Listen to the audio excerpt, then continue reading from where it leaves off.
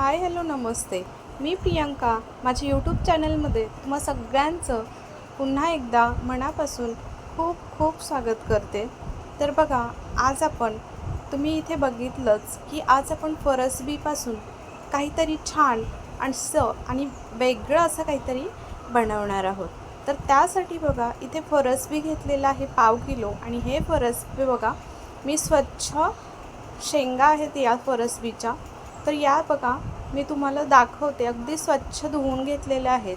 आणि धुवून घेऊन बघा, या पद्धतीनं आपल्याला थोड्याशा जुळवून घ्यायच्या आहेत. आणि त्याचा पाठचा आणि पुढचा भाग तर मी काढलेला आहे. तर थोडासा असा देठाकडचा भाग आणि जो आपला पुढचा भाग असतो तो काढून घेतलेला आहे. तर या पद्धतीनं बघा, मी आता इथे जुळवून घेते शेंगा, म्हणजे पटपट आपल्या शेंगा या चिरूनसुद्धा होतात. हो, आपल्या थोड्या जरी रेसिपी तुम्हाला आवडत असतील तर प्लीज एक लाईक मात्र नक्की करा हा. तर आता तुम्ही बघू शकता, इथे तुम्हाला जसं हवं तशा शेपमध्ये तुम्ही कट करू शकता. तर आता मी इथे कसं लहान मुलं पण अगदी आवडीनं खातात, तर खूप छान होते ही भाजी. मग त्यासाठी बघा, जरा थोडं मोठी कापली तर मुलं खायला पण खूप कंटाळा करतात.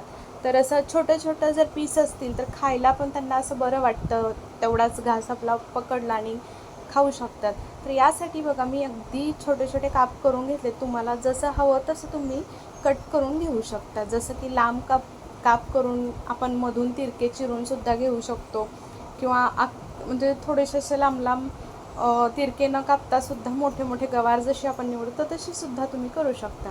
तर आता बघा, इथे आपले सगळे फरसबी इथे पाव किलो मी घेतलेले होते. तर आता हे सगळी फरसबी आपली इथे चिरून झालेली आहे.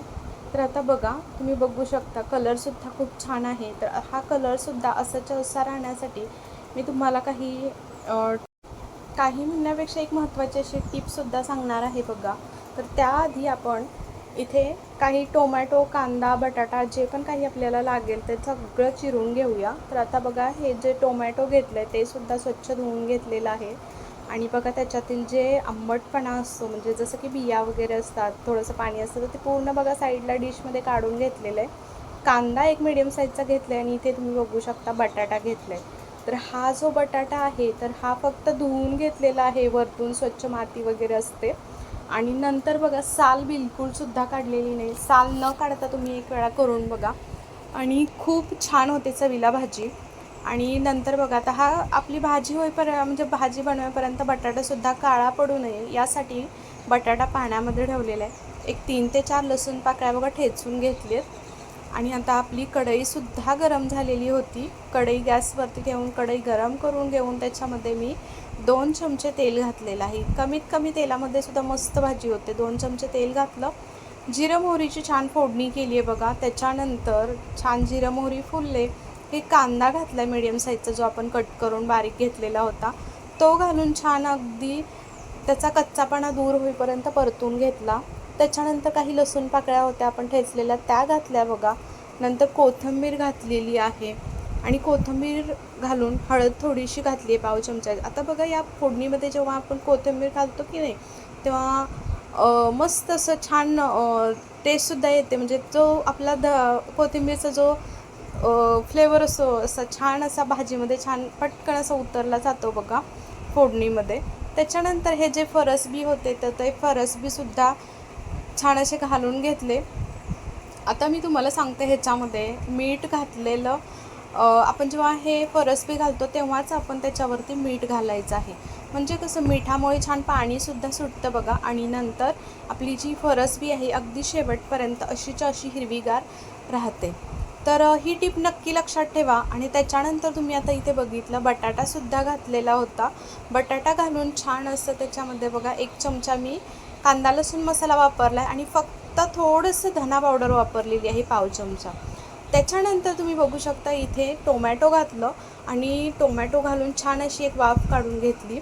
आणि मधून छान अशी आपली भाजी थोडीशी हलवत राहायची. मिडियम गॅसवरती आपल्याला ही भाजी परतून घ्यायची आहे. इथे आता तुम्ही बघू शकता, 2 वेळा मी चेक केलं. तर पहिल्या वेळी चेक केलं तेव्हा थोडासा कच्चा होता बटाटा आणि फरसबीसुद्धा. तर आता बघा, यावेळीसुद्धा छान असं शिजले गेलेलं आहे. आणि आता तुम्ही बघू शकता, मी तुम्हाला जसं सांगितलं मधून आपण हलवायचं आहे थोडंसं, म्हणजे खालीसुद्धा भाजी लागली जात नाही. आता तुम्ही इथे बघू शकता छान अशी आपली फरसबीची भाजी तयार झालेली आहे. अगदी जवळूनसुद्धा मी दाखवते तुम्हाला. तुम्ही बघू शकता मस्त शिजली गेलेली आहे. आता आपण वरतून कोथिंबीर घालायची, छान अशी मिक्स करून घ्यायची. आता बघा या स्टेजला, आता थोड्या वेळापूर्वी मी तुम्हाला सांगायचे विसरले की इथे बघा गरम मसालासुद्धा मी घातलेला होता. गरम मसाला घालून झाकून ठेवायचं, म्हणजे गरम मसाल्याचं छान फ्लेवर त्याच्यामध्ये भाजीमध्ये उतरतो. आणि गॅससुद्धा बंद केला तरीही चालेल. आता तुम्ही बघितलं छान अशी आपली इथे भाजी तयार झाली आहे, काढूनसुद्धा घेतलेली आहे. जर तुम्हाला ही फरसबी बटाट्याची भाजी, आजची बटाटा घातलेलीची आणि वाफेवरची मेन म्हणजे भाजी जर आवडली असेल, टिफिनसाठी अगदी झटपट होणारी रेसिपी आहे. आवडली तर नक्की लाईक करा, कमेंट करा, जास्तीत जास्त लोकांपर्यंत शेअरसुद्धा करा. आणि नक्की या पद्धतीनं माझ्या बनवून बघा, थोडंसं लसूण घालून. आता सांगायचं म्हणजे आपण जेव्हा फरसबी घातले तेव्हाच बघा मीठ घातलेलं होतं, पण ते आता मी तुम्हाला सांगायचंसुद्धा विसरले आणि व्हिडिओसुद्धा तो स्किप झालेला आहे. तर नक्की तुम्ही मीठ घालायचं विसरू नका, नक्की मीठसुद्धा घाला. आणि या पद्धतीनं बनवलात तर नक्की कमेंट करून सांगा तुमची रेसिपी कशी झाली आहे. नवीन असाल चॅनलवरती, अजून सबस्क्राईब केलं नसेल तर सबस्क्राईब करून बेल बटनसुद्धा प्रेस करा, म्हणजे असे छान छान व्हिडिओ माझे तुम्हाला पाहायला भेटतील. आणि आशा करते आजची रेसिपी आवडली असेल. उद्या पुन्हा हजर राहीन अशीच एक छानशी रेसिपी घेऊन. तोपर्यंत बाय बाय.